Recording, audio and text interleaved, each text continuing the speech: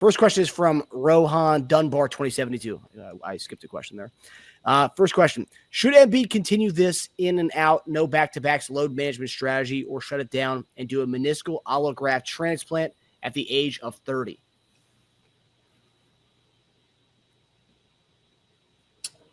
Well, I've had my share of surgeries. I'm not a fan of surgeries at all, if you can prevent them.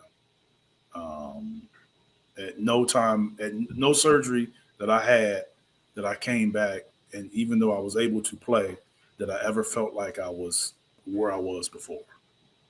I always felt like it made me a step slower, step whatever, behind.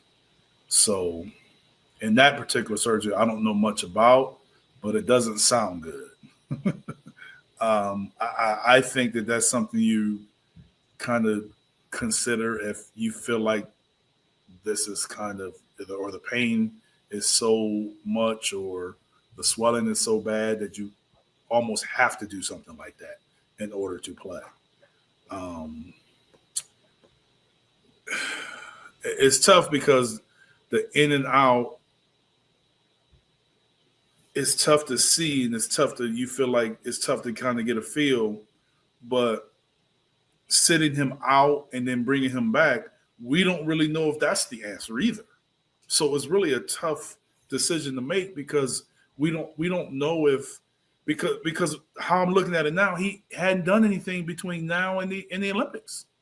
So if 3 months can't really heal it, is it something else, or did something else happen? That's why some of the loose information we're getting kind of makes it hard to kind of say. But it is obvious that he's not the same.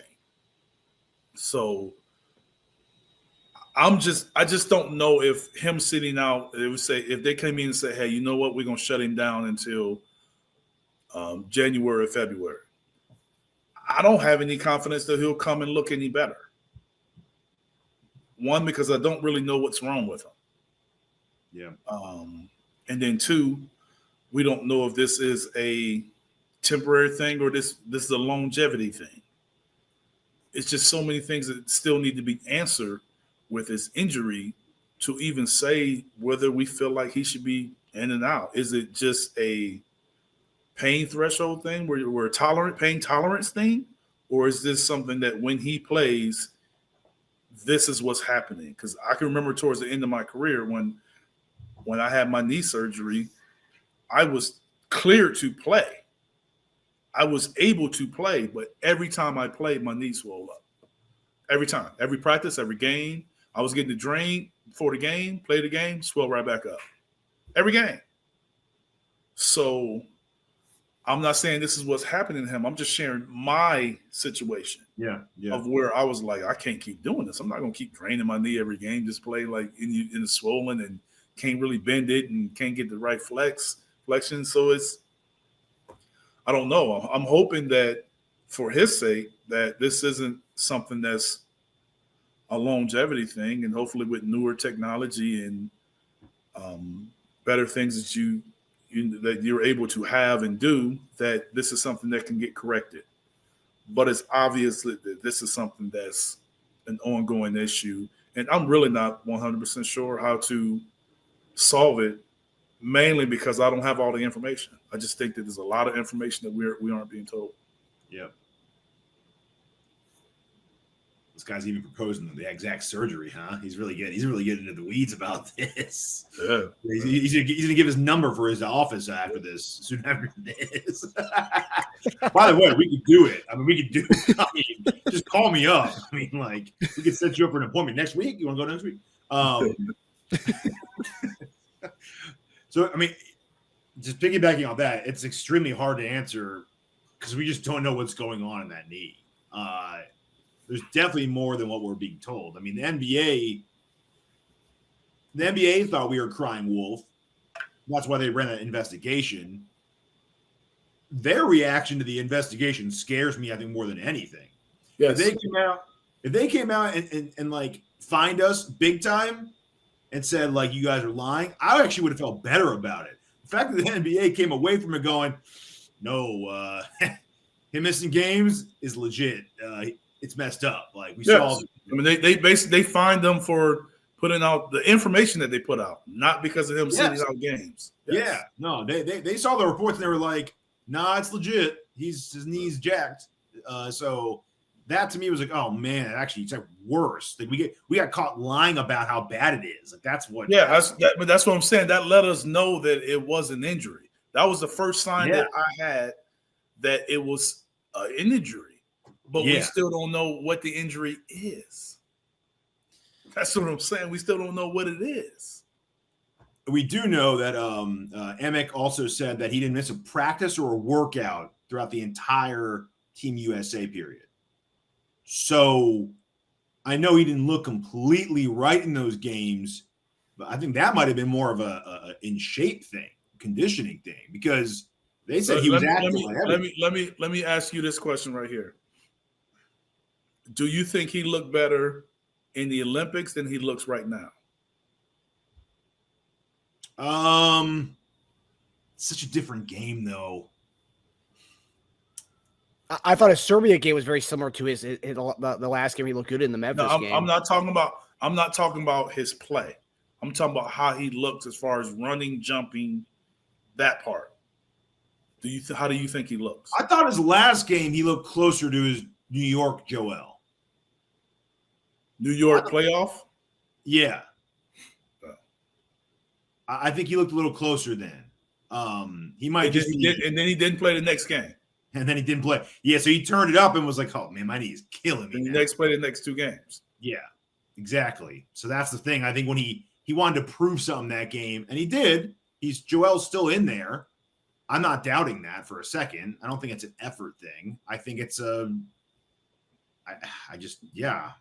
don't know, man.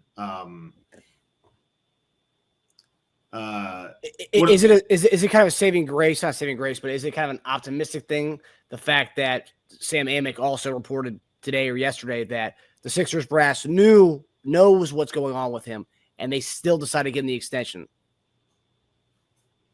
Does that make us feel optimistic about his injury? The fact that they know what's going on with him, and they still decided to give him the extension anyway.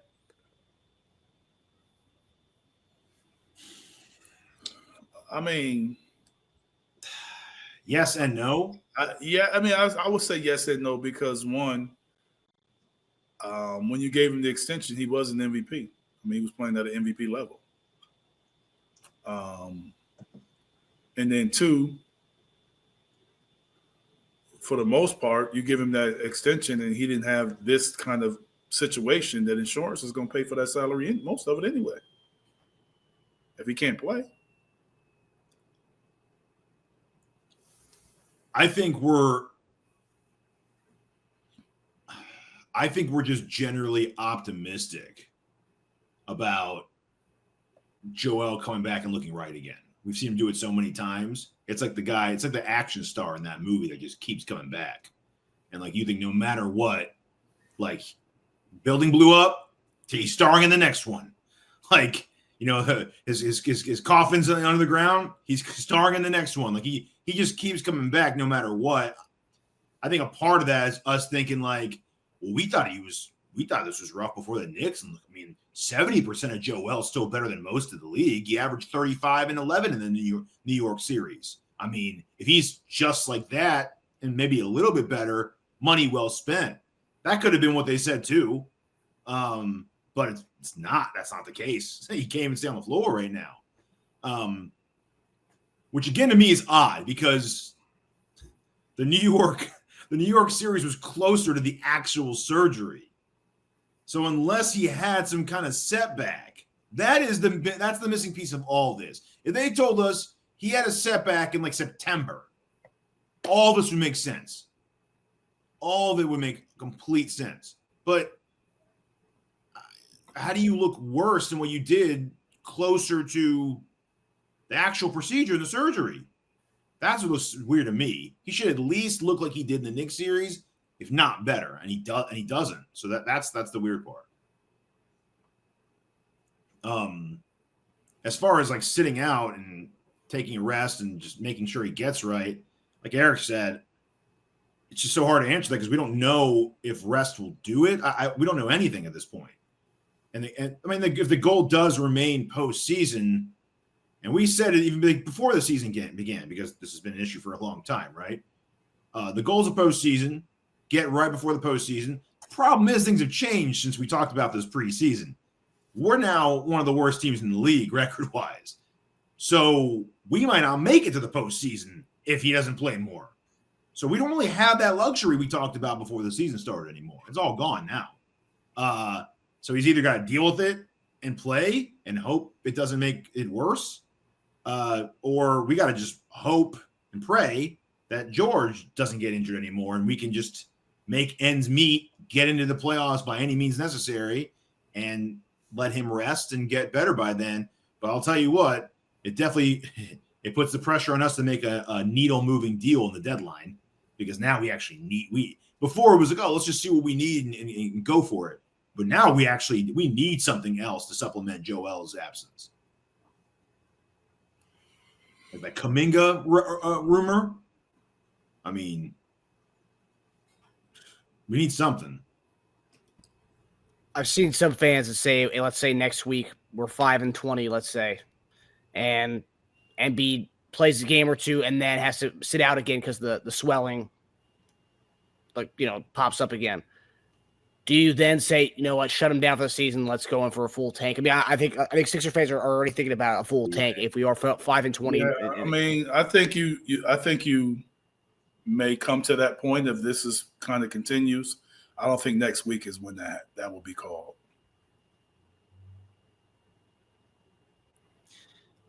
Yeah, man. There's a lot of money invested into this season. Yeah. The thing is, though, the one thing that supports doing the tank is that we also have a lot of money invested in the next 3 to 5 seasons, right? It wasn't just a 1-year deal. They didn't just sign Joel to a 1-year extension.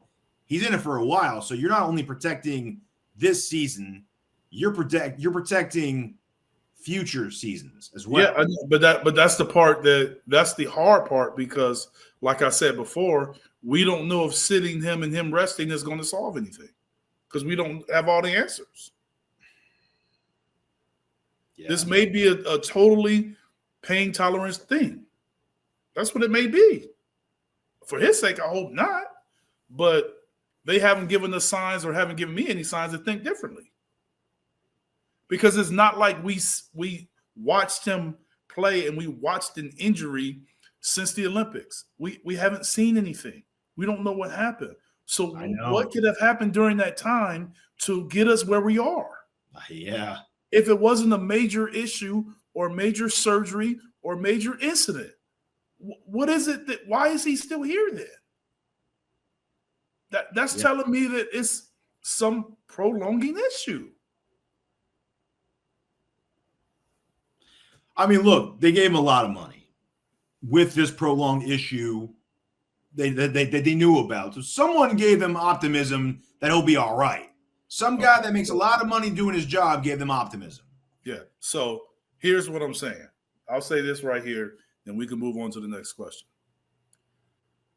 Is Joel not playing, or is Joel being told not to play? Is he clear to play, and then he's choosing not to play? Does anybody have that answer? I can speculate. No, I'm saying, do you know of anybody that has that answer? Has that been reported? We know he's sitting out, but what I'm saying is, has it been said that he's sitting out because the doctor said he should sit out, or is rest, or is he saying I can't do it? What is the reason? Because as a player, if they're saying, hey, you know what? We recommend that, you kind of sit out.